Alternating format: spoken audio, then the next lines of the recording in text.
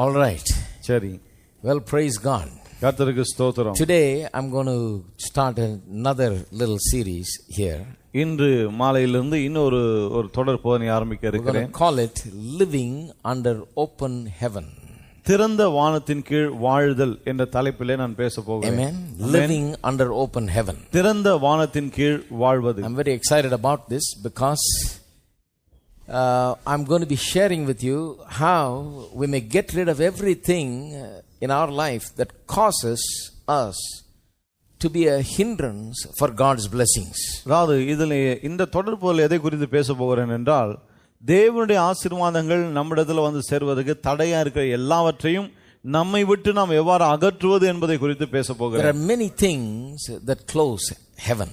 பல காரியங்கள் நமக்கு வானத்தை அடைத்து போடுகிறது. An open heaven is spoken of in the Bible as a state and condition where the blessings of God are readily available for the believer. திறந்த வானம் என்று வேதம் சொல்லும்போது அது எதை குறிக்கிறது? தேவனுடைய ஆசீர்வாதங்கள் ஒரு விசுவாசிக்கு எப்போதுமே கிடைக்கக்கூடிய நிலையில் அவன் இருக்கிறான் என்பதை குறிக்கிறது. He lives in that condition. அவன் அப்படிப்பட்ட ஒரு நிலையில வாழ்கிறான். He lives under an open heaven under the favor of God and the blessing of God. திறந்த வானத்தின் கீழ் வாழ்கிறான். தேவனுடைய தயவையும் ஆசீர்வாதத்தின் கீழாக அவன் வாழ்கிறான். Let me give you two simple references. One is Malachi, of course Malachi 3:10. ஒரு வசனம் வந்து ரெண்டு வசன குறிப்புல சொல்றேன். ஒன்னு வந்து மல்கியா 3:10. Malachi 3:10 says, மல்கியா 3:10 சொல்கிறது, bring ye all the tithes into the storehouse, that there may be meat in my house, and prove me now herewith, saith the Lord of hosts, if I will not open the windows of heaven and pour out a blessing, that there shall not be room enough to receive it. என் ஆலயத்தில் ஆகாரம் உண்டாயிருக்கும்படி தசம பாகங்களை எல்லாம் பண்டசாலையிலே கொண்டு வாருங்கள்.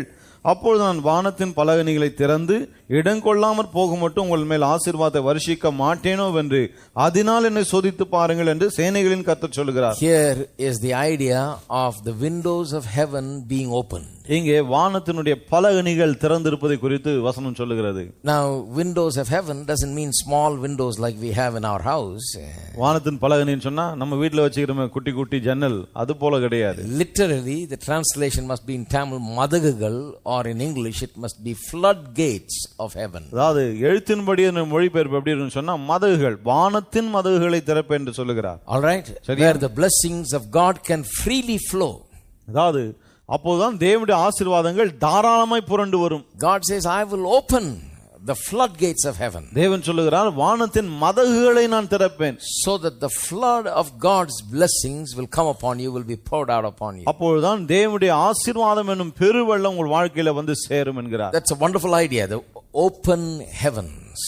திறந்த வானங்கள் ரொம்ப அருமையான ஒரு ஐடியா அது. Now go to Deuteronomy 28. இப்போ உபாகமம் 28க்கு நாம் செல்வோம். There it talks about living under curse. அங்கே சாபத்தின் கீழ் வாழ்வதை குறித்து வேதம் சொல்லுகிறது. First 14 verses talk about living under blessing.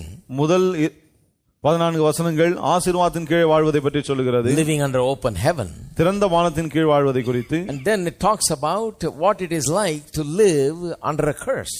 அதன் பிறகு சாபத்தின் கீழே வாழ்வது எப்படிப்பட்ட ஒரு வாழ்க்கை என்பதை குறித்து சொல்லுகிறது. And one of the things that is used to describe a life under curse is this: thy heaven that is over thy head, verse 28-23, thy heaven that is over thy head shall be brass, and the earth that is under thee shall be iron. 23 வசனம் பாருங்க. அங்க வசனம் சொல்லுகிறது, உன் தலைக்கு மேல் உள்ள வானம் வெண்கலமும் உனக்கு கீழ் உள்ள பூமி இரும்புமாய் இருக்கும். The heaven above your head will be like brass, it says. தலைக்கு மேல் இருக்கிற வானம் வெண்கலம் போல இருக்குமாம். That means it's not open, it is shut. Nobody can open it. அப்படினு சொன்னா அது திறக்கப்பட்டிராமல் அடைக்கப்பட்டிருக்கிறது. யாரும் அதை திறக்க முடியாது. Have you ever seen people, they try to do this and that, nothing works out, nothing brings blessings. ஜனங்களை பாத்துறீங்களா? இதையும் அதையும் செய்ய ஏதாவது ஒன்னு செய்ய முயற்சிப்பாங்க, ஆனா எதுலயுமே ஆசீர்வாதம் இருக்காது. Nothing works out. எதுவும் அவங்களுக்கு சரிப்பட்டு வர்றது இல்ல. It's like a heaven that is closed and shut. அது எப்படின்னு சொன்னா அடைப்பட்டிருக்கிற மூடப்பட்டிருக்கிற ஒரு வானம் போல உங்களுக்கு இருக்கும். Seems like there is no favor of God, there is no blessing of God in it. தேவனுடைய தயவு, தேவனுடைய ஆசீர்வாதம் அங்கே இல்லாதது போல இருக்கும். Now, there are many things that close heaven and make it a shut heaven where the blessings of God cannot flow. தேவனுடைய ஆசீர்வாதங்கள் நமக்கு வர முடியாதபடிக்கு வானத்தை மூடி போடுகிற காரியங்கள் பல இருக்கிறது. Now, I want to deal with that because, my concern is that none of us should be left out without enjoying all that God has for us. அதை குறித்து நான் ஏன் பேச விரும்புகிறேன் என்று சொன்னால், தேவனுடைய ஆசீர்வாதங்களை பெற முடியாதபடிக்கு நம்மளை யாரும் அப்படி விட்டுவிடப்படக்கூடாது என்ற ஒரு அக்கறை எனக்கு. Amen. Amen. We should not just live on like as we live in failure and in shortages and in want, thinking that this is the life that God has ordained for us. அது தோல்வியிலும் குறைவிலும் தாழ்ச்சியிலும் வாழ்ந்து கொண்டு இப்படிப்பட்ட ஒரு வாழ்க்கையை தான் தேவன் நமக்கு வைத்திருக்கிறார் என்று அப்படியே எண்ணி யாரும் வாழ்ந்து விட கூடாது. This morning I spoke about Oral Roberts.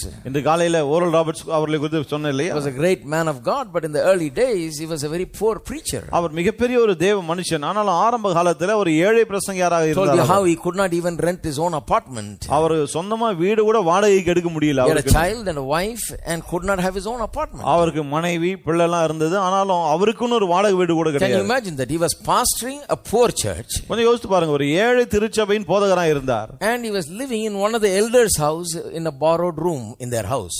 அங்க அந்த சபையில உள்ள ஒரு மூப்பருடைய வீட்டிலே ஒரு சின்ன அறையில அவர் தங்கி இருந்தார். His wife finally got upset with him and said, if you can't afford to pay for an apartment, I don't want to live with you. I'm going to go back to my father's house. And when you get an apartment, tell me, I'll come back. கடைசில அவங்க மனைவிக்கு ரொம்ப கோவம் வந்து என்ன சொல்லிட்டாங்க, ஒரு வீடை வாடகை கூட எடுக்க முடியலன்னு சொன்னா நான் வந்து இந்த வீட்டுல இருந்து வெளியே கிளம்பி போறேன், நீங்க அபார்ட்மெண்ட் வாடகைக்கு எடுத்த பிறகு நான் திரும்ப வரேன்னாங்க. No wife would like to live with a child in another person's house, permanently. பாருங்க, எந்த ஒரு மனைவியும் தன்னுடைய குழந்தையோடு கூட இன்னொருத்தருடைய வீட்டில் நிரந்தரமாய் வாழ விரும்ப மாட்டார்கள். Nobody likes that kind of life. அப்படிப்பட்ட ஒரு வாழ்க்கை யாருக்குமே பிடிக்கிறது இல்ல. But Oral Roberts has been used to poverty and he thought this is the way that preachers ought to live, After all, this is the way that God has kept us here. ஆனா oral Roberts அவர் என்ன நினைச்சாருன்னா, கர்த்தர் இப்படிதான் வச்சிருக்கிறார், ஒரு பிரசங்கியாருன்னு சொன்னா இப்படிதான் வாழ்ந்தாகணும், வேற வழியே கிடையாது என்பது போல வாழ்ந்து கொண்டிருந்தார். When his wife packed her bags, then that's when his eyes opened. அவருடைய மனைவி மூட்டை முடிச்செல்லாம் ரெடி பண்ணப்பதான் அவருடைய கண்ணே திறந்துச்சு. It's good that some people's wives pack their bags to open the eyes of their husbands. சிலருடைய மனைவிமார்கள் புருஷனுடைய கண்களை திறப்பதற்காக மூட்டை முடிச்சோடு தயாராகிறது நல்லதுதான் நினைக்கிறேன். His eyes opened and he began to search for answers. He began to cry out to God. He said, God, help me out of this situation because my wife is going to leave me and go to her father's house. கண்கள் திறக்கப்பட்டு பதிலை தேட ஆரம்பிச்சார். அப்பதான் ஆண்டவரே, என் மனைவி என்னை விட்டுட்டு அப்பா வீட்டுக்கு போறேன்னு சொல்றாள், எனக்கு ஒரு வழியை காட்டும் என்று அவரை நோக்கி பார்க்க ஆரம்பிச்சார். I feel ashamed. I cannot stand this. எனக்கே வெக்கமா இருக்கு, என்னால தாங்க முடியல இது. I can't even afford my own apartment. எனக்குன்னு ஒரு வாடகை வீடு கூட எடுக்க முடியல என்னால. In America. அமெரிக்காவுல அதுவும். In America, Christians were poor because they believed in poverty. அமெரிக்காவிலே கிறிஸ்தவங்க ஏழையா இருந்தாங்க. ஏன்னு சொன்னா தரித்திரத்தை நம்பினார்கள். Everybody else was well. மத்தவங்க எல்லாமே நல்லா தான் இருந்தாங்க. But Christians were poor, Christian churches were poor. ஆனா கிறிஸ்தவர்களும் கிறிஸ்தவ திருச்சபைகளும் ஏழ்மையா இருந்தது. 50-60 years ago the condition of the church was different. 50-60 வருஷத்துக்கு முன்னாடி திருச்சபையோட நிலைமைலாம் ரொம்ப வித்தியாசமா இருந்தது. One of the great personalities of our time that brought a big change in the Christian world in America is Oral Roberts. அந்த சமயத்திலே அமெரிக்காவிலே கிறிஸ்தவ மத்தியிலே கிறிஸ்தவ உலகத்திலே மிகப்பெரிய ஒரு மாற்றத்தை கொண்டு வந்த ஒருவர்னு சொன்னா அவர்தான் oral Roberts. Today Christians are known as wealthy.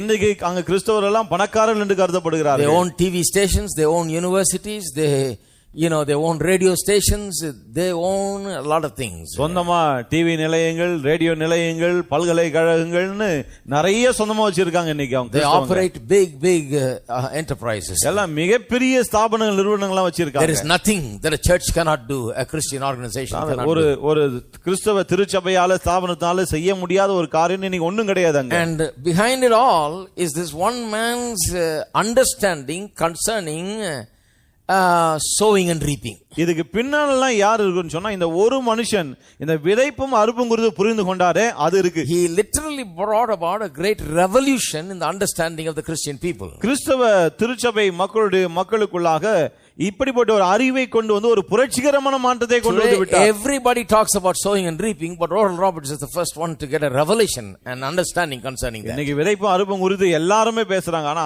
அன்னைக்கு முதல் முறையா இத குறித்து மக்களுக்கு விளங்க வைத்தது ஓரல் ராபர்ட்ஸ் அவர்கள். He sowed and he reaped. அவர் விதைத்தார், அவர் அறுத்தார். And he taught it to people. அவர் அதை ஜனங்களுக்கு போதித்தார். He showed how it works. இது எப்படி வேலை செய்கிறது என்று காண்பித்தார். And he showed how people can live under an open heaven. ஜனங்கள் எவ்வாறு திறந்த வானத்தின் கீழே வாழ்வது என்பதை அவர்களுக்கு காண்பித்தார். He got out of poverty himself and led a whole generation of people out of poverty and into prosperity and blessing. தரித்திரத்திலிருந்து அவர் வெளியே வந்தது மட்டும் கிடையாது, ஒரு தலைமுறைக்கு தரித்திரத்திலிருந்து வெளியே வந்து எப்படி செழிப்பாய் வாழ்வது என்ற வழியை காண்பித்தார். So our aim is similar. We don't want to just go on living the way we live and think that this is the way that God has got for us. ஆகவே நம்முடைய நோக்கமும் அப்படியேதான். அப்படியே இருக்கிற நிலைமையில அப்படியே வாழ்ந்துட்டு இப்படி வாழ்றதுதான் கர்த்தர் நம்ம கொண்டு வந்தான்னு அப்படியே நினைச்சிட்டு போயிட கூடாது. Every one of us can set some things right so that we can live under the open heaven. நம்மில் ஒவ்வொருவரும் சில காரியங்களை சீர்படுத்துவதன் மூலமாக திறந்த வானத்தின் கீழே நம்மால் வாழ முடியும். Now traditionally people thought that the heavens are shut over people that do not give tithes. அது பாரம்பரியமாய் மக்கள் என்ன எண்ணி வந்தார்கள், தசமபாகம் கொடுக்காத ஆட்களுக்கு தான் வானம் அடைக்கப்பட்டிருக்கிறது என்று எண்ணி வந்தார்கள். The reason is because the open heavens is mentioned in Malachi 3:10. ஏன் அப்படி நினைக்கிறாங்கன்னு சொன்னா மல்கியா 3:10ல தான் திறந்த வானத்தை பற்றி சொல்லப்பட்டிருக்கு இல்லையா? It's mentioned in other places also, but Malachi 3:10 is most prominent, and therefore that people believe that not tithing is the reason for the shut heaven. அதாவது மற்ற இடங்களிலும் வானத்தை திறந்த வானத்தை பற்றி சொல்லப்பட்டிருக்கு, ஆனால் மல்கியாவுல சொல்லப்பட்டிருக்கிறது ரொம்ப பிரபலமா இருக்கிறதுனால தசமபாகம் கொடுக்காததுனால தான் வானம் அடைப்பட்டிருக்கு நிறைய பேர் நினைக்கிறாங்க. But I want to show you that it is not only not tithing that shuts heaven, but there are number of other things that shuts heaven and shuts us from the blessings of God. தசமபாகம் கொடுக்காமல் இருப்பது மட்டுமல்ல, இன்னும் பல காரியங்கள் இருக்கிறது. அந்த காரியங்கள் கூட வானம் நமக்கு அடைபடும்படி செய்கிறது என்பதை உங்களுக்கு காண்பிக்க போகிறேன். We'll start with tithes today because we just read that verse. I'll start with tithes today, but I'm going to cover many other things. You'll be surprised of how many things shut the blessings of God over people. மல்கியா 3:10 நம்ம இன்னைக்கு வாசித்தோம். ஆகவே இன்னைக்கு முதலாவது தசமபாகத்தை பற்றி பேசுகிறேன். ஆனா இன்னும் பல காரியங்களை பற்றி பேச போகிறேன். உங்களுக்கு ஆச்சரியமா இருக்கும் எப்படி இத்தனை காரியங்கள் வானத்தை நமக்கு அடைத்து போடுகிறது என்று. Many sometimes people tithe but still live under closed heaven because there are some other things that they need to set right. பல சமயத்திலே மக்கள் தசமபாகம் கொடுக்கறாங்க, ஆனாலும் வானம் அடைபட்டிருக்கு. காரணம் என்னன்னா வேறு பல காரியங்கள் வானத்தை அடைத்து போடுகிறது. See, Christianity is a way of life. கிறிஸ்தவம் என்பது ஒரு வாழும் முறை, வாழ்க்கை முறை. அது It's not a simple formula. You do this and then this. அது வந்து ஒரு சூத்திரம் அல்ல, நீங்கள் இதை செய்தால் இப்படி ஆகும் என்று சொல்ல. This is a whole way of life. இது வந்து நாம் வாழுகிற முறை. So we need to set things right from all sides. ஆகவே எல்லா பக்கத்திலும் நம்முடைய வாழ்க்கையில் உள்ள காரியங்களை சீர்படுத்த வேண்டும்னா. So people live under shut heaven because of the way they act, they believe, because of their decisions, because of their thoughts, because of so many things they live under shut heaven. ஆகவே மக்கள் அவர்கள் விசுவாசிக்கிற நம்புகிற காரியங்கள், அவர்கள் பலவிதமான காரியங்கள், இவைகள் மூலமாக அடைப்பட்டிருக்கிற ஒரு வானத்தின் கீழாக அவர்கள் வாழுகிறார்கள். They create an atmosphere in their lives where God's blessing cannot flow. அதாவது தேவனுடைய ஆசீர்வாதங்களுடைய வாழ்க்கையிலே வர முடியாத அளவுக்கு ஒரு சூழலிலே அவர்கள் வாழ்ந்து கொண்டிருக்கிறார்கள். Not just not tithing, but there are many other things. வெறும் தசமபாகம் கொடுக்காத மட்டுமல்ல, வேறு பல காரியங்களும் இருக்கிறது. Jesus deals with it in Matthew 23:23. மத்தேயு 23:23ல இயேசு அதை பற்றி சொல்கிறார். 23:23. Matthew 23:23. மத்தேயு 23:23. Look at the way Jesus puts it. இயேசு அதை எப்படி சொல்றான்னு கொஞ்சம் கவனிங்க. Woe unto you, scribes and Pharisees, hypocrites. மாயக்காரராகிய வேதபாரகரே பரிசேயரே உங்களுக்கு ஐயோ. யாருக்கு ஐயோ? All these are tithers. இவங்களாம் தசமபாகம் கொடுக்கிறவங்க. Hello. If you read the next line, you will see that these people meticulously tithed. அடுத்த வசனத்தை நீங்க அடுத்த வரிய வாசினாலே தெரியும், இவங்க வந்து சின்ன சின்ன விஷயத்தெல்லாம் தசமபாகம் செலுத்தினவங்க. They were so very correct in their tithes, even with their masala. Masala விஷயத்துல கூட தசமபாகத்தை அவ்வளவு கரெக்டா கொடுத்தாங்க. Every little thing they tithes, they were very meticulous about it. அவங்க சின்ன சின்ன விஷயத்துல கூட ரொம்ப கரெக்டா தசமபாகம் செலுத்தினாங்க. Yet there is no blessing, it seems like to me, because if there is blessing, Jesus would not say, woe to you, scribes and Pharisees. ஆனாலும் வாழ்க்கையில ஆசீர்வாதம் இல்ல. அப்படி இருந்ததுன்னா அவங்கள பார்த்து பரிசேயரே மாயக்காரரே உங்களுக்கு ஐயோன்னு இயேசு சொல்லி இருக்க மாட்டார். When I hear the words woe to you, scribes and Pharisees, that is not a word of blessing. That means you may tithe, but still woe to you.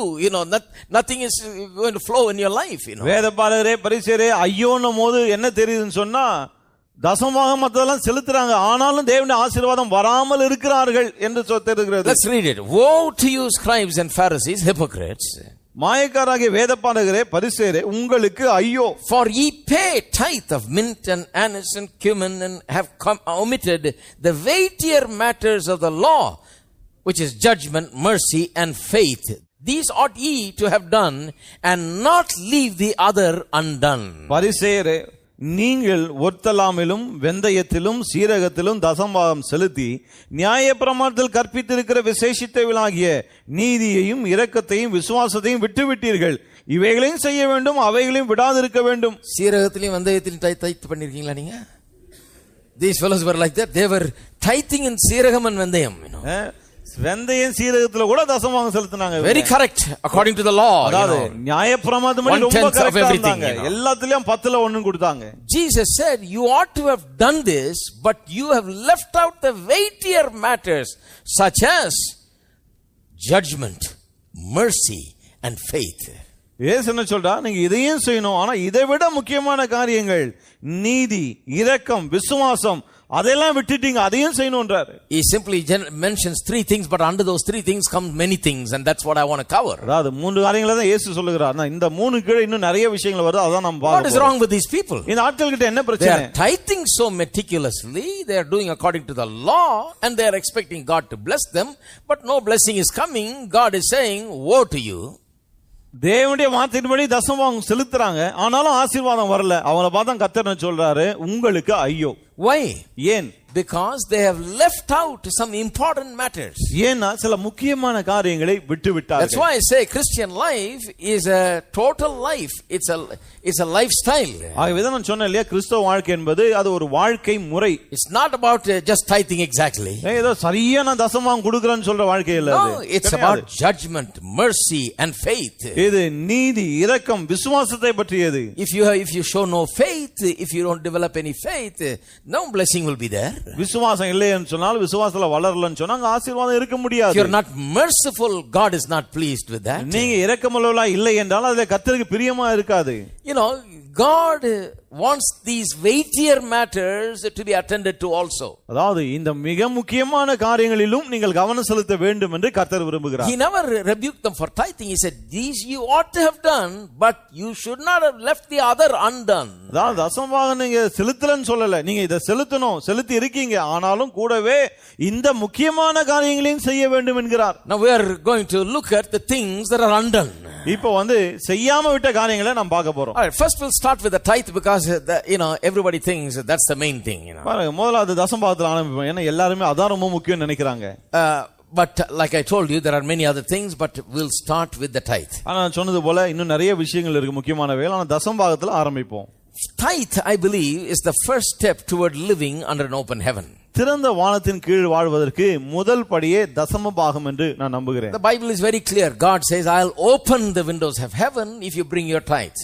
வேதம் ரொம்ப தெளிவா சொல்லுது. கர்த்தர் சொல்லுகிறான், தசமபாகத்தை கொண்டு வந்தால் வானத்தின் மதகுகளை திறப்பேன். Malachi 3:10. Malchijah 3:10. So if you'll open the heavens when you bring the tithe, then the opposite is also true, that when you don't do it, the heaven is not opened, it is shut. தசமபாகம் கொண்டு வரும்போது கர்த்தர் வானத்தை திறக்கிறார் என்றால் பிறகு அதனுடைய எதிர்ப்பதமும் சரிதான். நீங்கள் கொண்டு வராமல் போகும்போது வானம் திறக்கப்படாமல் போகிறது. But a lot of people have a problem with this idea of tithe.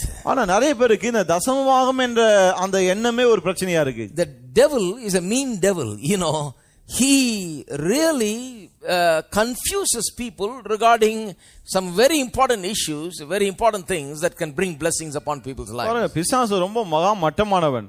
மக்களுக்கு தேவனுடைய ஆசீர்வாதங்களை கொண்டு வரக்கூடிய காரியங்களை குறித்து மக்களை ரொம்ப குழப்பறான். So there are many who teach today that tithe is not for New Testament believers. ஆகவே இன்னைக்கு நிறைய பேர் என்ன போதிக்கிறார்கள், தசமபாகம் புதிய ஏற்பாட்டு விசுவாசிகளுக்கு உரியது அல்ல. That is one thing they teach. இது அவங்க போதிக்கிற ஒரு காரியம். They say tithe is part of the law, it was brought under the law, it was required under the law. Law came with Moses. Before Moses there was no law. And it ended with Jesus Christ because grace and truth came through Jesus Christ. So from Moses to Jesus was the period of law, and tithe is for that period only. என்ன சொல்லுகிறார்கள்? தசமபாகம் என்பது நியாயப்பிரமாணத்துக்கு உட்பட்டது. நியாயப்பிரமாணம் எப்போது வந்தது? மோசேயின் மூலமாக வந்தது. இயேசுவோடு கூட அது முடிவடைந்தது.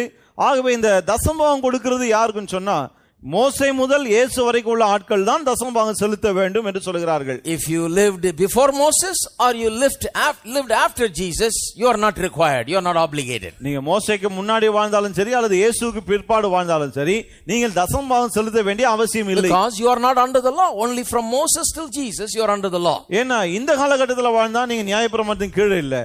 மோசே முதல் இயேசு வரைக்கும் வாழ்ந்தவர்கள் தான் நியாயப்பிரமாணத்தின் கீழே இருந்தார்கள் என்கிறார்கள். That is one thing. இது ஒரு காரியம். I'll show you how that is not true. அது எப்படி அது உண்மை இல்லை என்பதை உங்களுக்கு காண்பிக்கிறேன். But let me tell you the second thing also. இரண்டாவது காரியத்தையும் சொல்லுகிறேன். They assume that because atonement lifted the curse of the law, நியாயப்பிரமாணத்துடைய சாபத்தை பாவ பரிகாரம் தீர்த்து விட்டபடியினாலே God no longer requires tithing. இனி தசமபாகம் அவசியமில்லை என்று தேவன் சொல்லுகிறார். A curse is not going to come down on us just because we never tithe. நாம் தசமபாகம் கொடுக்காதனாலே சாபம் நம்ம மீது வரப்போவது கிடையாது. In Malachi chapter 3 verse 9, verse 10 is the one that we read, but if you read verse 9 it says you are cursed with a curse, God says. நாம் மல்கியா 3:10 வாசித்தோம் இல்லையா? ஆனா 3:9 என்ன சொல்லுகிறது? நீங்கள் சாபத்தினால் சபிக்கப்பட்டிருக்கிறீர்கள் என்று அங்கே தேவன் சொல்லுகிறார். You are cursed with a curse. நீங்கள் சபிக்கப்பட்டவர்கள், நீங்கள் சாபத்தினால் சபிக்கப்பட்டவர்கள். So they say, well, that curse is not there because Jesus has lifted it, redeemed us from it and delivered us from it. Therefore that does not apply today. ஆகவே என்ன சொல்கிறார்கள்? இயேசு சாபத்திலிருந்து நம்மை நீங்களாக்கி மீட்டு விட்டார், வெளியே கொண்டு வந்து விட்டார். ஆகவே இது நமக்கு இன்றைக்கு பொருந்தாது என்கிறார்கள். Let's deal with the second matter first and then we'll come back to the first. இன்னைக்கு முதலாவது காரியத்தை இரண்டாவது காரியத்தை முதலாவது பார்ப்போம். முதல் காரியத்துக்கு அப்புறம் வருவோம். Now Malachi 3:9 when it says you are cursed with a curse, it is not talking about the curse of the law. நீங்கள் சபிக்கப்பட்டவர்கள் என்று மல்கியா 3:9 சொல்கிறது. அது நியாயப்பிரமாணத்தின் சாபத்தை குறித்து பேசவில்லை. It is talking about a self-imposed penalty for violating a God-ordained principle. தேவனால் ஏற்படுத்தப்பட்ட கோட்பாடுகளை மீறுவதனால் வரக்கூடிய ஒரு தண்டனை குறித்து அது பேசுகிறது. God doesn't curse us. பாருங்கள், தேவன் நம்மை சபிக்கிறது இல்லை. In Malachi 3:9 God doesn't say I have cursed you with a curse. நான் உங்களை சாபத்தினால் சபித்து விட்டேன் மல்கியா 3:9 கர்த்தர் சொல்லல. No, God says you are cursed with a curse. என்ன சொல்றார்? நீங்கள் சாபத்தினால் சபிக்கப்பட்டு இருக்கிறீர்கள். That means the curse has cursed you. அப்படினா என்ன அர்த்தம்? சாபம் உங்களை சபித்து விட்டது. That means you have violated a principle that is so important, principle of God, and when you violate that principle then it leads to a cursedness. அதனுடைய அர்த்தம் என்ன? தேவனுடைய பிரமாணம் ஒன்றை நீங்கள் மீறி விட்டீர்கள். அதை மீறும்போது அது உங்களை தானாக இப்படிப்பட்ட சபிக்கப்பட்ட நிலைக்குள்ளே உங்களை கொண்டு போகிறது என்று சொல்லுகிறார். The airplane flies because you follow the laws of aerodynamics and apply it properly. அதாவது இந்த ஏரோடைனமிக்ஸ் கோட்பாடுகளை சரியான முறையில் பின்பற்றி செயல்படுத்துகிறதுனால விமானம் பறக்கிறது. Right? இல்லையா? I mean you can have 300-400 passengers with tons of luggage and stuff and fly the airplane up in the air and travel great distance all the way across to the other side of the world if you follow the laws of aerodynamics. இந்த aerodynamics உடைய பிரமாணங்களை பின்பற்றி செயல்படும் போது ஒரு பிளேன்ல 300-400 பேர் உள்ள இருக்காங்க. டன் கணக்குல மற்ற பொருட்கள் இருக்கு. எல்லாத்தையும் சுமந்து கொண்டு கடல் கடந்து இன்னொரு இடத்துக்கு போய் அந்த விமானம் சேருகிறது. God is not making the airplane fly. கர்த்தர் அந்த விமானத்தை பறக்க வைக்கல. God has set laws that can make the airplane fly. அந்த விமானத்தை பறக்க வைக்கக்கூடிய பிரமாணங்களை தேவன் ஏற்றி வைத்திருக்கிறார். Is that not right? இல்லையா? Every time you go to Meenambakkam airport and get on a plane, God is not saying let's lift it, and let's fly it. ஒவ்வொரு முறை நீங்க பறக்கிறதுக்கு மீனம்பாக்கம் விமானத்துக்கு போகும்போது கர்த்தரா வந்து தூக்கி விட்டாரு பிளேனை பறக்கட்டோன்னு. You don't sit there in the plane and say, Lord, let this plane lift and fly, பிளேன்ல உட்கார்ந்து கர்த்தாவே இந்த பிளேன் மேல போகட்டும் பறக்கட்டும் நாம ஜெபிக்கிறது இல்ல. No. கிடையாது. You may pray for the journey and the safety and all of that, but the thing is, the thing that makes the airplane fly is the laws that are already set in motion by God, the physical laws that are set in this earth. பயந்துக்காக ஜெபிக்கிறோம், பத்திரமாய் போய் சேரணும்னு ஜெபிக்கிறோம். ஆனா என்ன அங்க ஆகுது? தேவன் சில பிரமாணங்களை ஏற்படுத்தி வைத்து விட்டார். அவையின்படி செயல்படும் போது விமானம் பறக்கிறது. So the pilot gets in the plane and he sets the law, the aerodynamics law, in motion so that it can lift and fly. ஆகவே பைலட் விமானத்தில் ஏறி உட்கார்ந்து அந்த பிரமாணங்களை இயக்குகிறார். அதன்படி விமானம் பறக்க ஆரம்பிக்கிறது. So God is not flying the aeroplane. God is not causing it to fly. God has set the laws in motion that causes the aeroplane to fly when those laws are applied correctly. ஆகவே தேவன் விமானத்தை பறக்க வைக்கிறது இல்ல, விமானம் பறப்பதற்கு தேவையான பிரமாணங்களை அவர் ஏற்கனவே ஏற்படுத்தி வைத்து விட்டார். அந்த பிரமாணத்தின்படி செயல்படும் போது விமானம் பறக்க ஆரம்பிக்கிறது. I mean, if you understand what I'm talking எத்தனை about. பேருக்கு விளங்குதான் சொல்றது? Now, if you don't obey the laws of aerodynamics, சரி, இந்த ஏரோடைனமிக்ஸ் பிரமாணங்களுக்கு நீங்கள் கீழ்ப்படியாமல் போகும்போது, and you sit there in the pilot seat and you say, I'll do whatever I want to and pull this and pull that and do whatever you want in your foolishness. விமானின் அந்த சீட்ல போய் உட்கார்ந்துட்டு நான் என்ன வேணாலும் செய்வேன், என் இஷ்டத்துக்கு செய்வேன், எதையாவது பிடிச்சி இழுத்து போட்டு ஏதாவது பண்ணிட்டீங்கன்னா, then you are disobeying the laws of aerodynamics. பிறகு இந்த ஏரோடைனமிக்ஸ் உடைய பிரமாணங்களை நீங்கள் மீறுகிறீர்கள். And the plane crashes. விமானம் போய் விபத்துக்குள்ளாகிறது. Did the Lord crash the plane? அந்த விமானத்தை விபத்துக்குள்ளாக்குனது கர்த்தரா? No, the laws of aerodynamics were disobeyed. Therefore the plane crashed. கர்த்தர் போய் அதை விபத்துக்குள்ளாக்கல, ஏரோடைனமிக்ஸ் உடைய பிரமாணங்கள் மீறப்பட்டது, ஆகவே விபத்துக்குள்ளானது. The laws are already set. ஏற்கனவே பிரமாணங்கள்லாம் ஏற்படுத்தி You obey வைக்கப்பட்டிருக்கு. it, it will work for you. If you disobey it, you'll crash. கீழ்ப்படிந்தாலும் உங்களுக்கு அது வேலை செய்யும், கீழ்ப்படியாமல் போனா போய் எங்கனா That's விபத்துக்குள்ளாகும். exactly what Malachi 3:9 and 10 says. மல்கியா 3:9-10 சரியா அதை தான் சொல்லுகிறது. The laws of living under open heaven is already set by God. திறந்த வானத்தின் கீழ் வாழ்வதற்கான பிரமாணங்கள் ஏற்கனவே தேவனால் கொடுக்கப்பட்டிருக்கிறது. You can live under the blessings of God. தேவனுடைய ஆசீர்வாதத்தின் கீழ் நீங்க வாழலாம். You can live where every day the blessings of God flow toward you and abundance is there. ஒவ்வொரு நாளும் தேவனுடைய ஆசீர்வாதம் உங்கள் மேல் புரண்டு வந்து ஏராளம் தாராளம் இருக்கக்கூடிய அப்படிப்பட்ட ஒரு நிலையிலும் நீங்கள் You வாழலாம். can live in such a way that you will never again ever see shortage in your life. உங்கள் வாழ்க்கையிலே திரும்ப இனி நீங்கள் குறைச்சலை காணாத நிலையிலும் நீங்கள் வாழ முடியும். When I first heard a man say, I will never again see a day when I run short of anything, I was surprised there. You can't say that, brother. Don't be too confident. Maybe someday will come you won't have nothing. பாருங்க, ஒரு முறை ஒருத்தர் சொல்ல கேட்டேன், இனி என் வாழ்க்கையிலே குறைச்சல் என்ற பேச்சுக்கே இடம் கிடையாது, அதை பார்க்கவே மாட்டேன்னு சொன்னப்ப நான் யோசித்தேன், இப்படி எல்லாம் சொன்னா எப்படி, என்னைக்காவது ஒரு நாள் ஏதாவது குறைவுபடலாம் இல்லையா அப்படின்னு யோசித்தேன். Many years ago I was sitting in a meeting like this and I hearing teachings like this and the man said, I will never again be poor in my life. பல வருஷங்களுக்கு முன்னாடி இது போன்ற ஒரு கூட்டத்தில் உட்கார்ந்து கொண்டிருந்த அந்த பிரசங்கியார் சொன்னார், இனி என் வாழ்க்கையிலே குறைச்சலை நான் காணவே மாட்டேன் என்று. I said, that's very presumptuous for a Pentecostal boy. That seemed very presumptuous. They said, my God, anything can happen. Maybe tomorrow you'll become poor. Who knows? How can you say something like that? நான் பெந்தகோஸ்தல வந்தனால நான் யோசிச்சேன், என்ன துணிச்சல் இவருக்கு, நான் வாழ்க்கையில குறைச்சலே காண மாட்டேன்னு சொல்றாரு, எப்படி சொல்லலாம்? I immediately started disliking that teaching. உடனடி அந்த போதனையெல்லாம் நான் வெறுக்க ஆரம்பிச்சேன். Because that's not right. ஏன்னா அது சரியே கிடையாது. How can you say I'll never again be poor? எப்படி சொல்லலாம் இனி நான் ஏழையா இருக்கவே மாட்டேன்னு? But I kept hearing that man because I liked certain things about that man. ஆனா அவரை குறித்து சில விஷயங்கள் எனக்கு பிடிக்கும், ஆகவே போதனைகளை தொடர்ந்து கேட்டேன். Very good teacher. ரொம்ப நல்லா போதிக்கக்கூடியவர். Then I understood how he can say that. அப்பதான் எனக்கு புரிஞ்சது எப்படி அப்படி சொல்லலாம்னு. He meant that he'll never again be poor in his life. He cannot possibly be poor in his life if he applied the laws of prosperity and blessing in the way that God wants it to be applied in his life. He can never possibly become poor ever again. இனி வாழ்க்கையில நான் ஏழையா இருக்கவே மாட்டேன் என்று ஏன் சொன்னானோ அப்பதான் விளங்குச்சு. ஏன் சொன்னாருன்னு சொன்னா, தேவனுடைய செழிப்பின் பிரமாணங்களை, ஆசீர்வாதத்தின் பிரமாணங்களை வாழ்க்கையில ஏற்றும்போது வாழ்க்கையில ஏழ்மை இருக்கவே முடியாது. See, he's talking on the basis of laws. அவர் பிரமாணங்களின் அடிப்படையிலே பேசுகிறார். He believed that God has set the laws of prosperity and blessing. செழிப்பின் ஆசீர்வாதத்தின் பிரமாணங்களை தேவன் ஏக்கி வைத்து விட்டார் என்று அவர் நம்புகிறார். He's not one that believes that every day God gets up in the morning and says eeny meeny miny mo and decides to bless the mo and leave the rest out. பாருங்க, அவர் காலையில ஆண்டவர் எழுந்து இந்த ஆக்கு பாக்கு வெத்தலன்னு போட்டு யாரு கடைசியில வெத்தலன்னு வருதோ அவங்கள ஆசீர்வதிக்கலாம் அப்படி எல்லாம் அதெல்லாம் நம்மள அந்த பிரசங்கியார். கர்த்தர் காலையில எழுந்திருச்சு ஒரு ரூபாய் காயினை போட்டு இன்னைக்கு ஆசீர்வாதமா சாபமா அப்படினு பாக்குறது இல்ல. No, he didn't believe that. பாருங்க, அதெல்லாம் அந்த பிரசங்கியார் நம்பல.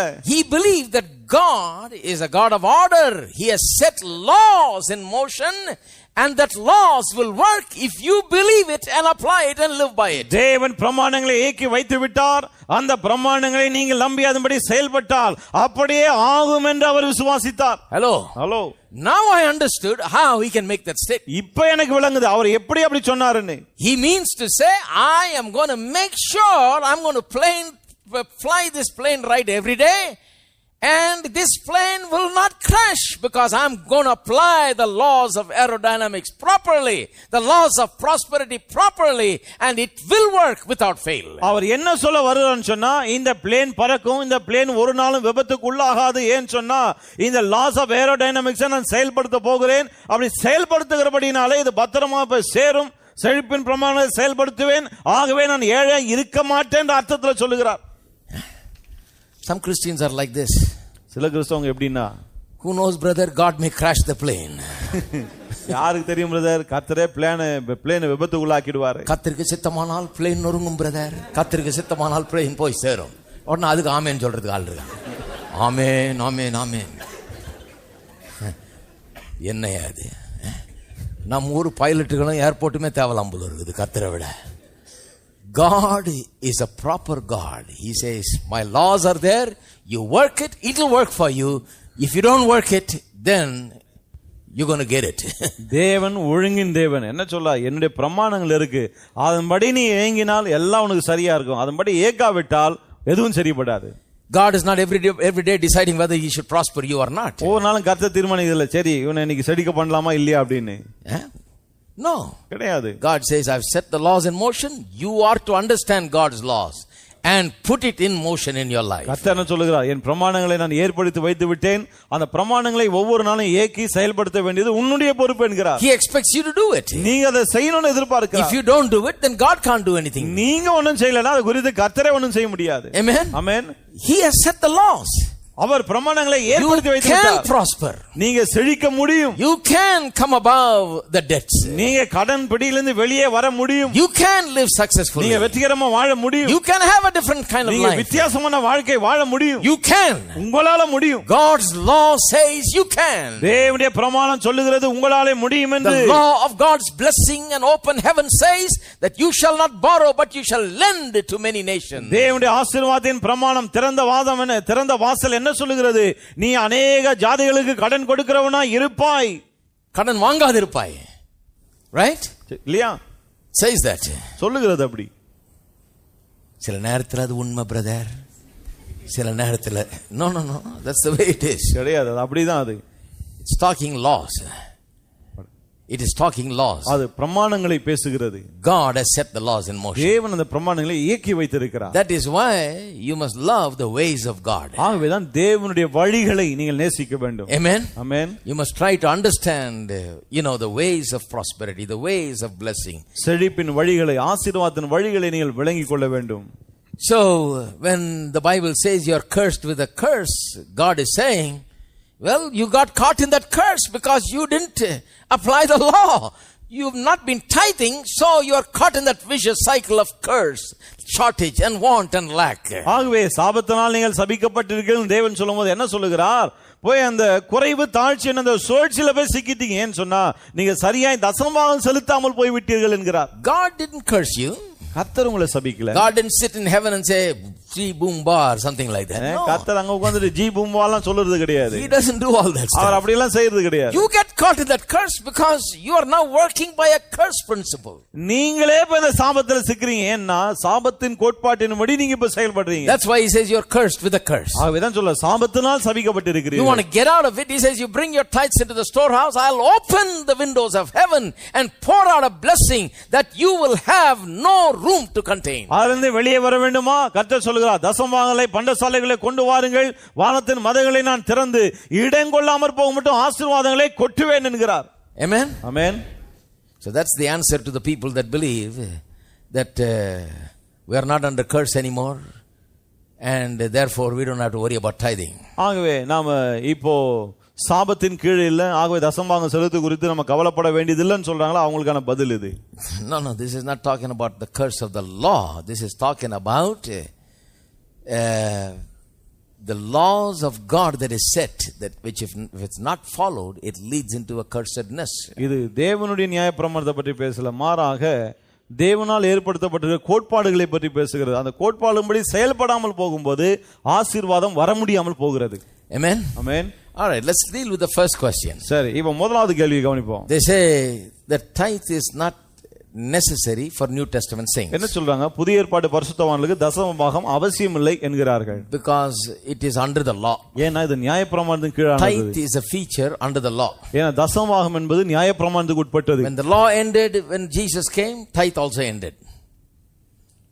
Law ended, tithe ended. இயேசு வந்தபோது நியாயப்பிரமாணம் முடிந்து போனது, அதோடு கூட தசமபாகம் முடிந்து போனது என்கிறார்கள். All that was with the law was thrown out, and therefore the tithe is also thrown out. நியாயப்பிரமாணத்தோடு சம்பந்தப்பட்ட எல்லாமே தூக்கி எறியப்பட்டு விட்டது, ஆகவே தசமபாகம் போயிடுச்சு என்றார். You will hear that kind of teaching everywhere. எல்லா இடத்திலும் இப்படிப்பட்ட போதனைகளை நீங்கள் கேட்கலாம். But the thing is, it's a way that the devil deceives people from paying attention to this wonderful principle of blessing, and he keeps them out of the blessing this way. இது ஆனா என்னன்னு சொன்னா, தேவனுடைய அற்புதமான ஆசீர்வாதங்களை பெற முடியாதபடிக்கு பிசாசு இப்படிப்பட்ட போதனைகளால் மக்களை குழப்பி அதிலிருந்து அவளை விலக்கி வைத்து விடுகிறான். I'll show you that tithe began way back in the Garden of Eden and continued and spanned throughout all of history and all of time. தசமபாகம் ஆதியிலே ஏதேன் தோட்டத்தில் ஆரம்பித்து சரித்திரம் முழுவதும் எல்லா காலகட்டத்திலும் அது காணப்பட்டது என்பதை நான் உங்களுக்கு காண்பிக்கிறேன். Some people think that tithe is only in the under the teaching of Moses. சில பேர் நினைக்கிறாங்க தசமபாகம் வெறும் மோசேயின் போதனையின் கீழ மட்டும் தான் இருக்கு. It's only mentioned in Malachi. மல்கியாவில மட்டும் தான் கொடுக்கப்பட்டிருக்கு. And it's not mentioned in epistles, they say. நிருபங்கள்ல அது சொல்லப்படவில்லை என்கிறார்கள். And it is not there before Moses. மோசேக்கு முன்னாடியும் அது கிடையாதுன்னு நினைக்கிறாங்க. It is not true. I will say to you that it started way back in the Garden of Eden itself. அது உண்மை அல்ல. நான் உங்களுக்கு காண்பிக்கிறேன். தசமபாகம் ஆதியிலே ஏதேன் தோட்டத்திலே ஆரம்பிச்சிருச்சு. Now some people are shocked. They say, "My God, it started in the Eden, Garden of Eden." சிலருக்கு ஒரே அதிர்ச்சி. இது என்ன தசமபாகம் ஏதேன் தோட்டத்திலே ஆரம்பிச்சது அப்படின்றாங்க. Well, let's look at it. சரி, கவனிப்போம் அதை. See, Adam and Eve had a job in the Garden of Eden. ஆதாமுக்கும் ஏவாளுக்கும் ஏதேன் தோட்டத்தில் ஒரு வேலை இருந்தது. Right? சரியா? They were employed. அவங்க வேலைக்கு அமர்த்தப்பட்டார்கள். Right? God gave them a job. They were not unemployed. அவங்க வேலை இல்லாதவங்க கிடையாது. தேவன் அவங்களுக்கு ஒரு வேலை கொடுத்திருந்தார். As soon as he put the man there, he gave him a job. அந்த மனுஷன் அங்க வைத்த உடனே வேலையும் கொடுத்துட்டார். He was to stay there and work. He was not a tourist there sightseeing. He was supposed to do some work.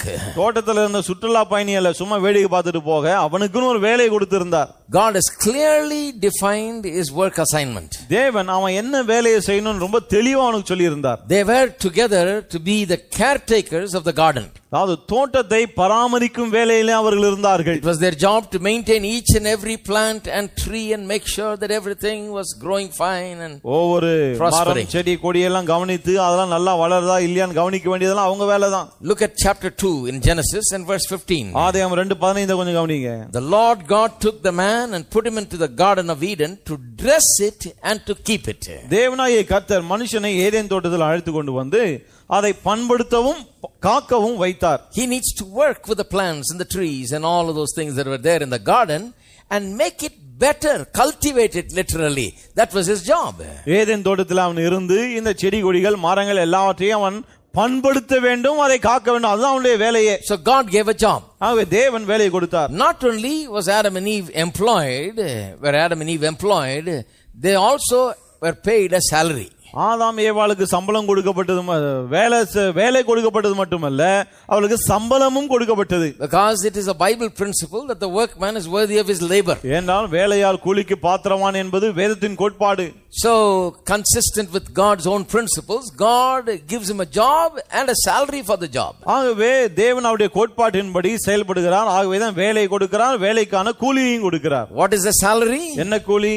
That he can eat freely of every tree of the garden. தோட்டத்தில் உள்ள எல்லா விருட்சங்களின் கனியையும் அவன் தாராளமாய் புசிக்கலாம். Turn to 1 Corinthians chapter 9. திரும்ப 1 கொரிந்தியர் 9ஆம் அதிகாரம். This is a Bible principle and the Garden of Eden is no exception to it. இது வேதத்தின் கோட்பாடு. ஏதேன் தோட்டமும் இதுக்கு விதிவிலக்கல்ல.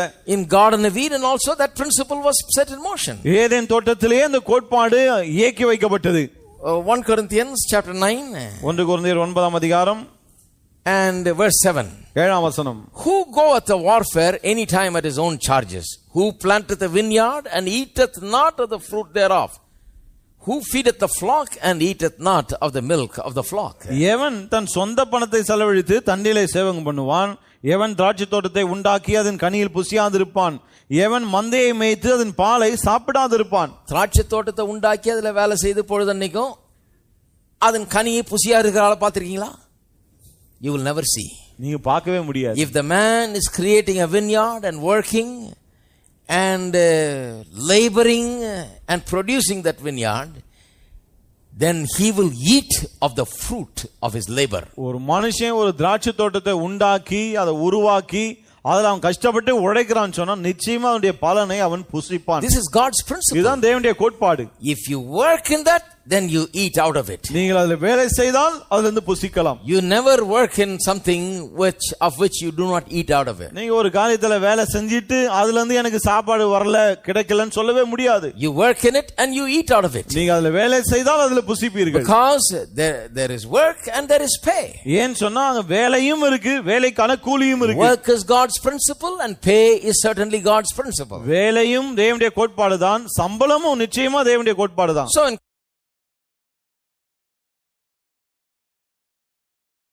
consistent with that principle, God pays him a salary. ஆகவே அந்த கோட்பாட்டின் அடிப்படையில் தான் தேவன் இவர்களுக்கு சம்பளம் கொடுக்கிறார். So Genesis chapter 2 verse 16 we read this. ஆகவே ஆதியாகமம் 2:16ல நாம் இத வாசிக்கிறோம். And the Lord God commanded the man saying, see 15 he gives him work. And then 16 he tells him what the salary is. 15ஆம் வசனத்துல வேலையை கொடுக்கிறார். 16ஆம் வசனத்துல சம்பளம் என்னன்னு சொல்றார். In 15 he says till and keep the garden. 15ல சொல்றாரு தோட்டத்தை பண்படுத்தி காத்துக்கொள். That's your work he says. அதான் உன்னுடைய வேலை என்கிறார். 16 he tells him this is going to be a salary. 16ல இதான் உன் சம்பளம் சொல்ல வரார். Your pay. இதான் உனக்கு கூலி. The Lord God commanded the man saying, of every tree of the garden thou mayest freely eat. தேவனாகிய கர்த்தர் மனுஷனை நோக்கி நீ தோட்டத்துள்ள சகல விருட்சத்தின் கனியையும் புசிக்கவே புசிக்கலாம். All right? சரியா? So in the garden Adam and Eve had a job. ஆகவே ஏதேன் தோட்டத்திலே ஆதாமுக்கும் ஏவாளுக்கும் வேலை இருந்தது. And they had a pay. அவங்களுக்கு சம்பளமும் கிடைச்சது. The job was to till it and keep it, cultivate it, and the pay was to eat of all the trees of the garden freely. பண்படுத்தவும் காக்கவும் அதுதான் அவருடைய வேலை. தோட்டத்துள்ள சகல விருட்சத்தின் கனியையும் புசிக்கவே புசிக்கலாம் என்பதுதான் அவருடைய கூலி. That's only right. அதான் சரி. Thirdly, மூன்றாவது, it seems like God exercises his right in Adam and Eve's harvest. He claims a certain portion of their harvest. ஆதாம் ஏவாளுக்கு வந்த அறுவடையின் ஒரு பகுதியை தேவன் தனக்கென்று உரிமை பாராட்டுவதையும் நாம் இங்கே பார்க்கிறோம். That is another thing that must be noted there. கவனிக்கப்பட வேண்டிய இன்னொரு விஷயம் அது. Because God not only said this is your work and this is your pay, but then he says, after he said of every tree of the garden you may eat, he puts one restriction where he says of the tree of the knowledge of good and evil you may not eat it. இதுதான் உன்னுடைய வேலை, இதுதான் உன்னுடைய சம்பளம், எதை வேணா நீ புசிக்கலாம்னு சொன்ன பிறகு ஒரே ஒரு விருட்சத்தின் கனியை மட்டும் நீ புசிக்கவே கூடாது என்று தடை செய்கிறார். God exercises that right. அந்த உரிமையை தேவன் அங்கே பயன்படுத்துகிறார். He says you work, you labor, you produce that fruit of the tree of the knowledge of good and evil, you water it, you keep it, you till it, you cultivate it, but you may not eat of that one. You may put forth your labor over it, but don't eat of it. தேவன் என்ன சொல்றார்? தோட்டத்துல நீ வேலை செய்யலாம், உழலாம், பண்படுத்தலாம், காக்கலாம், எல்லாம் செய்யலாம், எல்லாவற்றுடைய கனியையும் புசிக்கலாம்.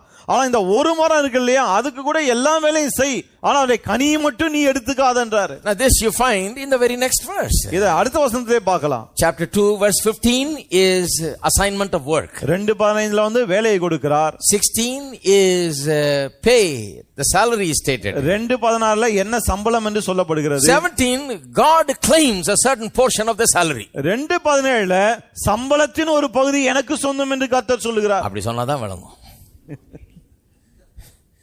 This tree also he worked on. இந்த மரத்துக்காகவும் அவன் வேலை செய்றாங்க. He is the one that watered it, he is the one that cultivated it, he is the one that grew it, he is the one that worked on it, but God says don't eat it.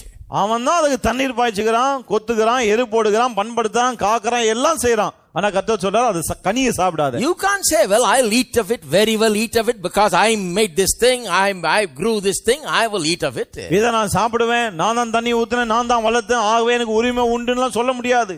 When Adam decided to eat of it, that day poverty started. ஆதாம் அதை புசிக்க ஆரம்பித்த அந்த நாளிலே தரித்திரம் ஆரம்பமானது. Hello. Are you there? இருக்கீங்களா? God didn't want anything from him.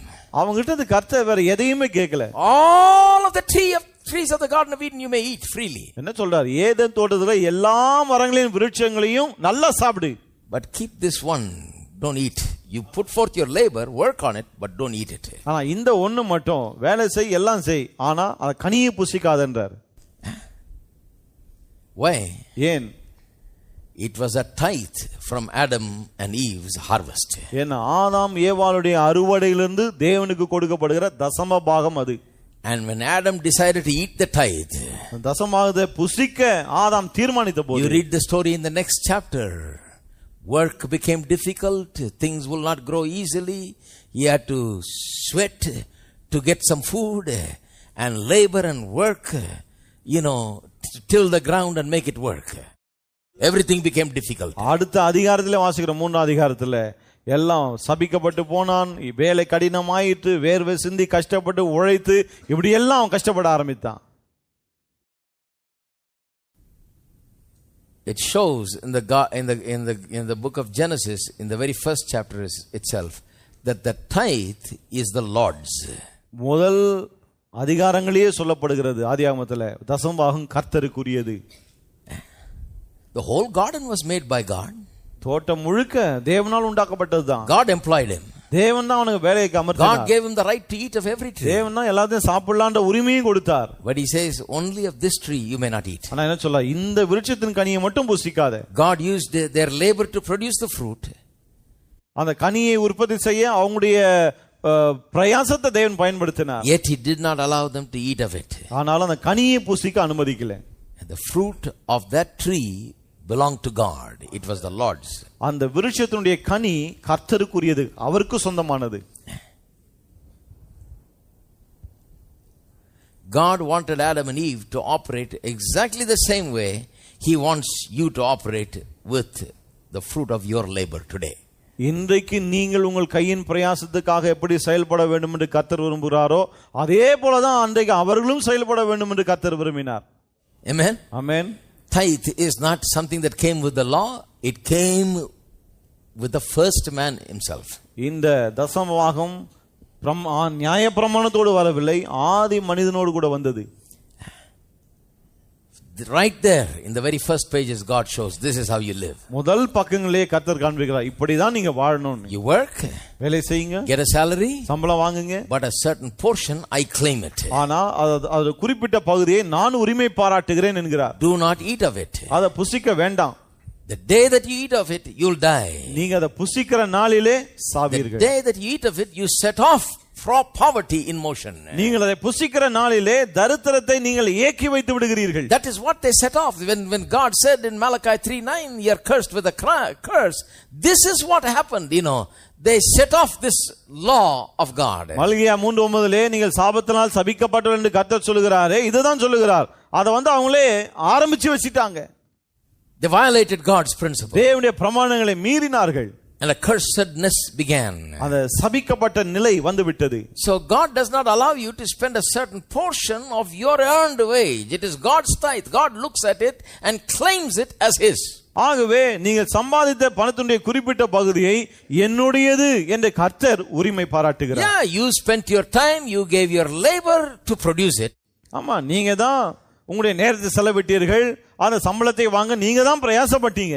But you must believe God. ஆனா தேவனை நீங்கள் விசுவாசிக்கணும். God says, leave that for me, don't eat it, then you must believe it. இதை எனக்காய் விட்டு விடு, அதை புசிக்காதே என்று தேவன் சொல்லும்போது அவரை விசுவாசிக்க வேண்டும். Leviticus chapter 27. லேவியராகமம் 27ஆம் அதிகாரம். Leviticus 27. லேவியராகமம் 27. Are you following me? விளங்குதா உங்களுக்கு? Leviticus 27 verse 30. 30 பாருங்க. This is a pervading principle. This is not just Garden of Eden. This is principle forever God establishes. இது வெறும் ஏதேன் தோட்டத்துக்குரிய ஒரு பிரமாணம் அல்ல, இது காலாகாலமாய் தேவனால் ஏற்படுத்தப்பட்ட ஒரு பிரமாணம். Now under the law, God brings that principle that was there in the Garden of Eden and declares that same principle here under the law. Eden தோட்டத்தில் இருந்த அதே பிரமாணத்தை தேவன் நியாயப்பிரமாணத்தின் கீழே கொண்டு வந்து அதே கோட்பாடுகளை இந்த இடத்துல நியாயப்பிரமாணத்தின் கீழே அறிவிக்கிறார். Look at this. கவனிங்க இதை. And all the tithe of the land, whether of the seed of the land or of the fruit of the tree, is the Lord's. It is holy unto the Lord. தேசத்திலே நிலத்தின் வித்தியிலும் விருட்சங்களின் கனியிலும் தசமபாகம் எல்லாம் கர்த்தருக்குரியது, அது கர்த்தருக்கு பரிசுத்தமானது. God says all the tithe of the land belongs to the Lord. கர்த்தர் சொல்றார் தேசத்திலே தசமபாகம் எல்லாம் கர்த்தருக்குரியது. Whether it's a fruit of the tree, seed of the land, it's holy unto the Lord. It's holy means it is sanctified. You cannot take it. நிலத்தின் கனியோ அல்லது விருட்சங்களின் கனியோ எதுவா இருந்தாலும் சரி எல்லாமே கர்த்தருக்கு பரிசுத்தமானதுன்னா அவருக்கு பிரித்தெடுக்கப்பட்டது, அதை நீங்க தொட முடியாது. It's a principle. அது ஒரு கோட்பாடு. When you violate that principle, then you set off a law of shortage and want and lack and insufficiency. அந்த கோட்பாட்டை மீறும்போது குறைவு தாழ்ச்சி இல்லாமை என்கிற ஒரு பிரமாணத்தை நீங்களே இயக்கி வைக்க ஆரம்பிக்கிறீங்க. When you operate by God's principles, then you set off God's blessings and windows of heaven are opened and blessings begin to flow. தேவனுடைய கோட்பாடின்படி செயல்பட ஆரம்பிக்கும்போது தேவனுடைய வானத்தின் மதகுகளை திறக்க வைக்கிறீங்க, ஆசீர்வாதம் உங்கள் மேல் பொழிய ஆரம்பிக்கிறது. All right? சரியா? Now, the second place where you see tithe in the Bible, வேதத்துல இரண்டாவது இடத்துல எங்க தசமபாகத்தை பற்றி வாசிக்கிறோம்னா in Genesis chapter 4. ஆதியாகமம் 4ஆம் அதிகாரத்திலே. In Genesis chapter 4 verse 4. ஆதியாகமம் 4:4. It says verse 3 and 4. 3:4 வாசிப்போம். The two brothers Cain and Abel, the sons of Adam, bringing the tithe of their increase of their land. இங்க காயின் ஆதாமுடைய பிள்ளைகளாக காயினும் ஆபேலும் அவங்களுடைய தசமபாகங்களை கொண்டு வருகிறார்கள். Now this is something that has been taught to them. They are bringing this offering to the Lord. இது அவங்களுக்கு போதிக்கப்பட்ட ஒரு காரியமாகவே கர்த்தருக்கு காணிக்கை கொண்டு வருகிறார்கள். Way back then Adam must have taught them, somebody must have taught them, this is a principle. பாருங்க, அன்னைக்கே ஆதாமோ அல்லது யாரோ அவங்களுக்கு போதிச்சிருக்காங்க, இதுதான் கோட்பாடு என்று.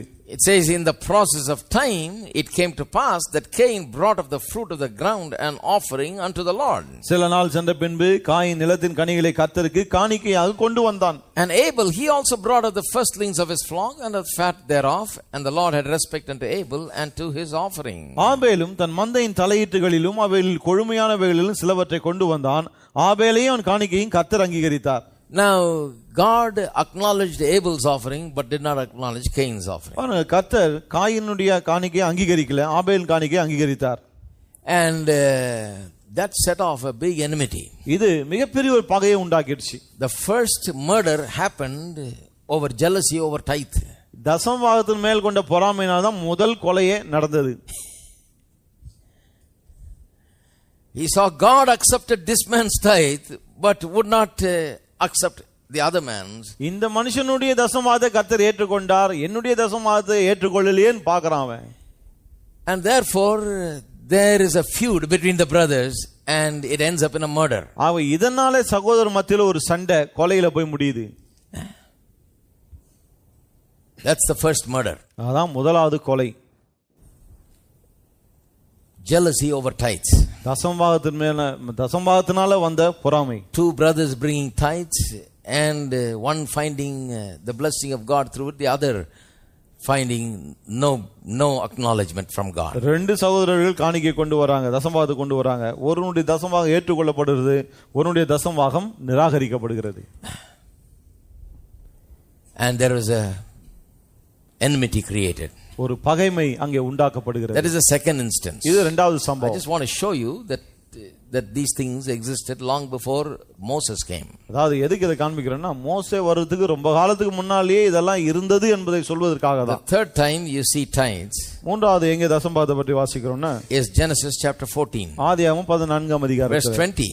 20ஆம் வசனம். And blessed, Melchizedek meets Abraham as he returns from battle over the 5 kings. Abraham அந்த 5 ராஜாக்களோடு சண்டை போட்டு வெற்றிகரமாய் திரும்பி வரும்போது மெல்கிசேதேக் வந்து அவனை சந்திக்கிறான். Remember, those 5 kings ransacked Sodom and Gomorrah and took his nephew Lot and his family captive, and Abraham goes and rescues them, and along with him he rescues the whole nation literally and all their belongings and brings them back. உங்களுக்கு தெரியும் இல்லையா, அந்த சோதம் கொமோராவை 5 ராஜாக்கள் வந்து சண்டையிட்டு எல்லாத்தையும் கொள்ளையடிச்சிட்டு போறாங்க. ஆபிரகாமுடைய உறவினராகிய லோத்தும் அதுல போய் மாட்டிக்கிறான். ஆகவே ஆபிரகாம் அவங்க கூட போய் சண்டை போட்டு எல்லாரையும் பணத்தை பொருட்களை ஆட்கள் எல்லாம் வெளியே மீட்டு கொண்டு வருகிறான். Just by taking 300 plus household servants, he goes and fights them. 300 சில்லற வீட்டு வேலைக்காரரோடு கூட போயிட்டு இவ்வளவு வேலை செய்றான் அவன். But God was with him. ஆனா கர்த்தர் அவனோடு கூட இருந்தார். Gave him victory over 5 kings. 5 ராஜாக்கள் மீது ஜெயத்தை கொடுத்தார். Recovered all the gold and silver and all the men and women and children. எல்லாம் பொன்னையும் வெள்ளியும் அந்த மனுஷரையும் எல்லாரையும் திரும்ப கொண்டு வரான். He comes back. திரும்ப வருகிறான். Now he is met by a personality named Melchizedek. இப்போது மெல்கிசேதேக்கு என்கிற ஒருவன் அவனை வந்து சந்திக்கிறான். Melchizedek. And listen to verse 18. And Melchizedek, king of Salem, brought forth bread and wine, and he was the priest of the Most High God. அன்றியும் உன்னதமான தேவனுடைய ஆசாரியனாய் இருந்த சாலேமின் ராஜாவாகிய மெல்கிசேதேக்கு அப்பமும் திராட்சரசமும் கொண்டு வந்து, and he blessed him and said, blessed be Abraham of the most high God, possessor of heaven and earth. அவனை ஆசீர்வதித்து வானத்தையும் பூமியும் உடையவராகிய உன்னதமான தேவனுடைய ஆசீர்வாதம் ஆபிரகாமுக்கு உண்டாவதாக. And blessed be the most high God which hath delivered thine enemies into thy hand. உன் சத்துருக்களை உன் கையில் ஒப்பு கொடுத்த உன்னதமான தேவனுக்கு ஸ்தோத்திரம் என்று சொன்னான். And he gave him tithes of all. That is, Abraham gave Melchizedek tithes of everything. இந்த மெல்கிசேதேக்குக்கு ஆபிரகாம் எல்லாவற்றிலும் தசம பாகம் கொடுத்தான். So Abraham already knows about tithing. ஆகவே தசமபாகத்தை குறித்து ஆபிரகாமுக்கு ஏற்கனவே தெரிகிறது. It says in so many words, actually it uses the word tithe, and he gave tithes of all. எப்படி சொல்லப்பட்டிருக்கு பாருங்க, ஆபிரகாம் அவனுக்கு எல்லாவற்றிலும் தசம பாகம் கொடுத்தான். So it must have been taught. ஆகவே அது போதிக்கப்பட்டு இருக்க வேண்டும். God has taught him. தேவனே அவனுக்கு போதிச்சிருக்கார். This is God's principle. இதுதான் தேவனுடைய கோட்பாடு. The principle began when life began for man in the Garden of Eden, and when God chose Abraham, God gives him and teaches him one of the most important life principles, that is tithes. இந்த கோட்பாடு ஆதியிலே Eden தோட்டத்திலே மனுஷ வாழ்க்கை ஆரம்பித்த போதே ஏற்படுத்தப்பட்டு விட்டது. ஆபிரகாமை தேவன் தெரிந்து கொண்ட போது இந்த தசமபாகம் என்கிற முக்கியமான கோட்பாட்டை தேவனே அவனுக்கு வெளிப்படுத்துகிறார்.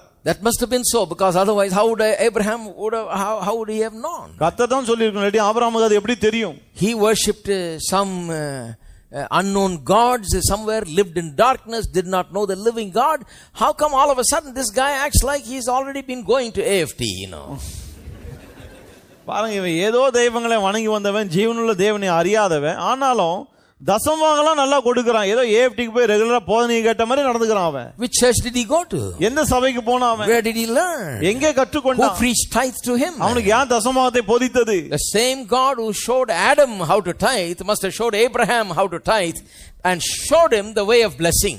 தசமபாகத்தை கொடுப்பது எப்படி என்று ஆதாமுக்கு சொல்லிக் கொடுத்த அதே தேவன் ஆபிரகாமுக்கும் சொல்லிக் கொடுக்கிறார். இதுதான் ஆசீர்வாதத்துக்கு வழி என்று காண்பிக்கிறார். Because God told him, I'll bless you.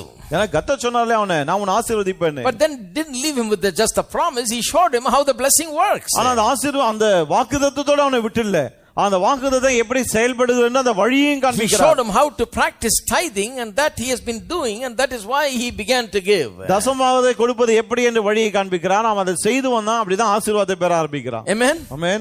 So Matthew 23. மத்தேயு 23க்கு போவோம் போ. The verse that we just read in the beginning. ஆரம்பத்துல நான் வாசித்த அந்த வசனம். Matthew 23:23. மத்தேயு 23:23. Here you see Jesus himself endorsing tithes. இங்க இயேசுவே தசமபாகம் கொடுக்க வேண்டும் என்று சொல்லுகிறார் என்பதை பார்க்கிறோம். Once again I'll read it. Woe unto you, scribes and Pharisees, hypocrites, for ye pay tithe of mint and anise and cumin, and have omitted the weightier matters of the law, judgment, mercy, and faith. These ought ye to have done, and not leave the other undone. மாயக்காரராகிய வேதபாரகரே பரிசேயரே, உங்களுக்கு ஐயோ! நீங்கள் ஒர்த்தலாமிலும் வெந்தயத்திலும் சீரகத்திலும் தசமபாகம் செலுத்தி நியாயப்பிரமாணத்தில் கற்பித்திருக்கிற விசேஷித்தவைகளாகிய நீதியையும் இரக்கத்தையும் விசுவாசத்தையும் விட்டுவிட்டீர்கள். இவைகளையும் செய்ய வேண்டும், அவைகளையும் விடாதிருக்க வேண்டும். He could have said to them, well, I have come, now the law is gone, grace and truth has come through me, you don't have to tithe no more. இப்போ நியாயப்பிரமாணம் போய்விட்டது, கிருபையும் சத்தியமும் என் மூலமாய் வந்துவிட்டது, ஆகவே இனி நீங்கள் நியாயப்பிரமாணம் செலுத்த வேண்டிய அவசியம் இல்லை அப்படின்னு சொல்லல அவர். தசமபாகம் செலுத்த வேண்டிய அவசியம் இல்லைன்னு சொல்லல. He said, these ought ye to do, but then you should not have left the other undone. அது என்ன சொல்லுகிறார்? நீங்க அதையும் செய்ய வேணும், இவைகளையும் விடாதிருக்க வேண்டும் என்கிறார். Amen. Amen. Now finally let's look at the New Testament church. கடைசியாக புதிய ஏற்பாடு திருச்சபையை கவனிப்போம். A lot of people say, well, in the epistles where teaching is given to the Christian church, there is nothing whatsoever about tithes. நிறைய பேர் என்ன சொல்றாங்க, புதிய ஏற்பாடு நிருபங்கள் திருச்சபைக்கு எழுதப்பட்டிருக்கு, அதெல்லாம் தசமாவது குறித்து எதுவுமே சொல்லப்படவில்லை என்கிறார்கள். But it is not so. ஆனா அப்படி கிடையாது. Turn with me to Hebrews chapter 7 verse 8. எபிரேயர் 7:8க்கு திருப்போம். Hebrews chapter 7 எபிரேயர் 7ஆம் அதிகாரம் and verse 8. 8. Here the writer says, here men that die receive tithes, but there he receiveth them of whom it is written that he liveth. அன்றியும் இங்கே மரிக்கிற மனுஷர்கள் தசமபாகம் வாங்குகிறார்கள், அங்கேயோ பிழைத்திருக்கிறான் என்று சாட்சி பெற்றவன் வாங்கினான். It's talking about how Abraham paid tithes to Melchizedek. Abraham எப்படி மெல்கிசேதேக்கு தசமபாகம் செலுத்தினான் அதை பற்றி சொல்லுகிறது. And compares to us paying tithes or people paying tithes in his day. அத இந்த ஆசிரியருடைய நாட்களிலே மக்கள் எப்படி தசமபாகம் செலுத்தினார்கள் அதோடு கூட ஒப்பிடுகிறார். Now this is written 35 years after the death and resurrection of Jesus. இந்த நிருபம் இயேசுவுடைய மரணம் உயிர்த்தெழுதலுக்கு 35 வருடங்கள் கழித்து எழுதப்பட்டது. Churches have been well established and Peter, Paul and all have been teaching and things have been rolling in the church. Things have been going well. சபைகள் நல்லா ஸ்தாபிக்கப்பட்டு விட்டது. பவுல், பேதுரு போன்ற ஆட்கள் நல்லா போதித்து சபையை நல்லா உருவாக்கி வைத்து விட்டார்கள். And here this man says, here men that die receive tithes. இங்கே இந்த ஆசிரியர் என்ன சொல்கிறார், இங்கே மரிக்கிற மனுஷர் தசமபாகம் வாங்குகிறார்கள். Because they go and give their tithes to a man who dies. ஏனா இவங்க போய் யார்கிட்ட தசமபாகம் கொடுக்கறாங்க, மரிக்கிற மனுஷன் கையில. So here we read that in the day when this author was living, men were giving tithes in the New Testament church. ஆகவே இந்த வசனத்து மூலமா என்ன நாம் அறிந்து கொள்கிறோம், புதிய ஏற்பாட்டு திருச்சபையிலே இந்த ஆசிரியர் எழுதின அந்த காலகட்டத்தில், இந்த ஆசிரியர் வாழ்ந்த காலகட்டத்தில் மனுஷர் தசமபாகம் செலுத்தி வந்தார்கள். The word here from the Greek language when it's translated means in this same spot where I stand men who die receive tithes.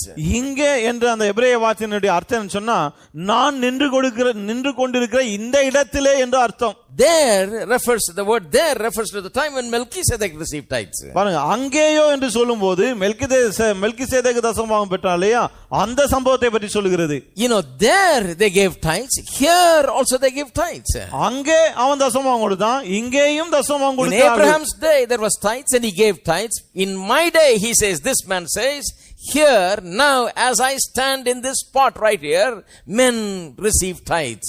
Abraham நாட்களிலே அவன் தசமபாகம் செலுத்தான், என்னுடைய நாட்களிலே இன்றைக்கு நான் இந்த இடத்தில் நின்று கொண்டிருக்கிறேன், என்னைக்கும் தசமபாகம் செலுத்துகிறார்கள் என்று சொல்கிறார். This is a testimony as to how in the New Testament church tithe was implemented, and tithe was a thing that was actively followed. இது எதை காண்பிக்கிறது, புதிய ஏற்பாடு திருச்சபையிலே தசமபாகம் என்கிற கோட்பாடு இருந்தது, அதை மக்களும் பின்பற்றி வந்தார்கள். Now these things we need to understand, because a lot of people, when they refuse to see the reality of this truth, they shut their mind from this idea of tithes and shut the heavens above their heads. இதெல்லாம் ஏன் நாம் விளங்கிக் கொள்ளணும் சொன்னா, நிறைய பேர் தசமபாகம் என்று சொல்லும்போது தன்னுடைய மனதை அடைத்துக் கொள்கிறார்கள், உள்ளத்தை அடைத்துக் கொள்றாங்க.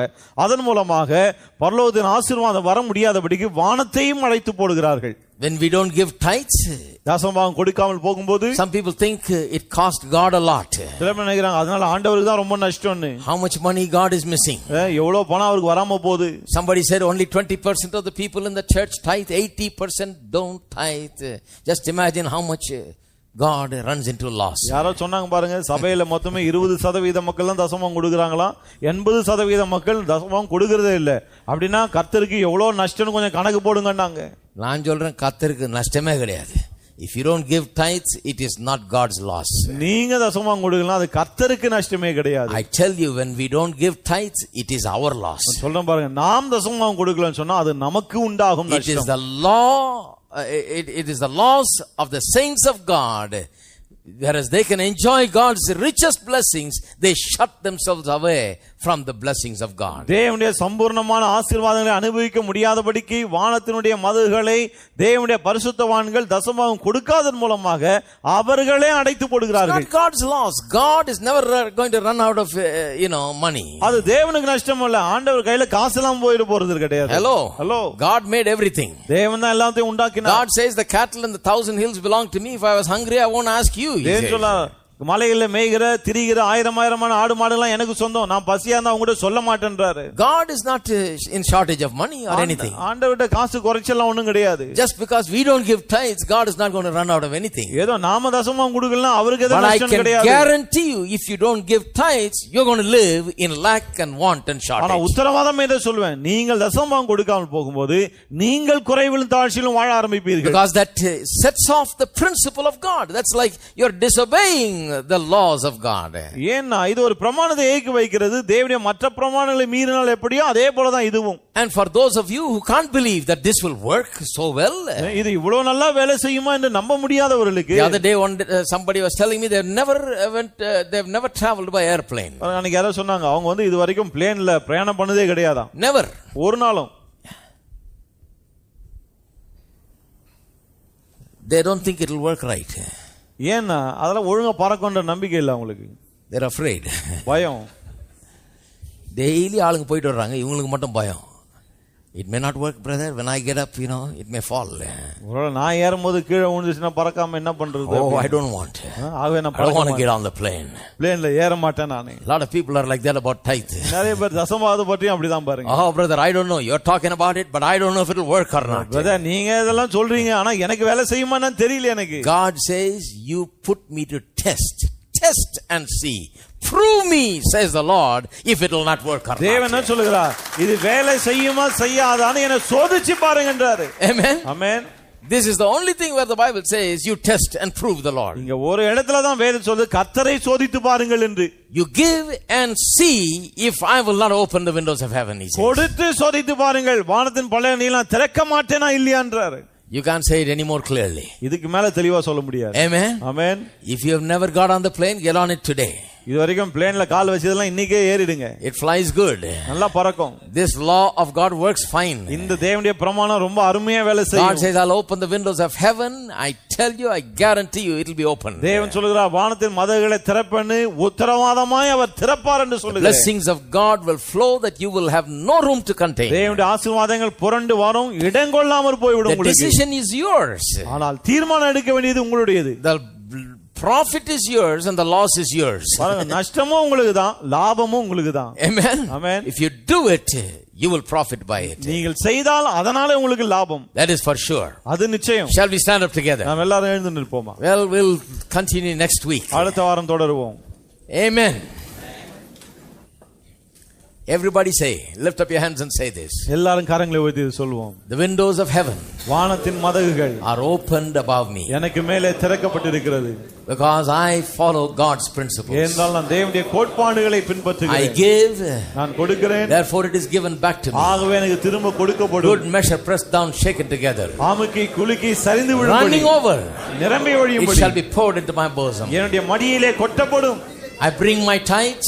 தசமபாகங்களை கொண்டு வருகிறேன். And I believe that God opens the windows of heaven and pours out a blessing that I cannot have room to contain. தேவன் வானத்து மதகுகளை திறந்து இடங்கொள்ளாமல் போகும் மட்டும் ஆசீர்வாதங்களை கொட்டுவார் என்று நான் நம்புகிறேன். I have a no room problem. எனக்கு இடங்கொள்ளாமல் போகிற பிரச்சனை உண்டாகும். Amen. Amen. Hallelujah. Hallelujah.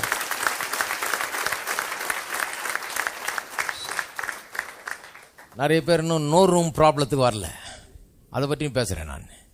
No room problem is a good problem.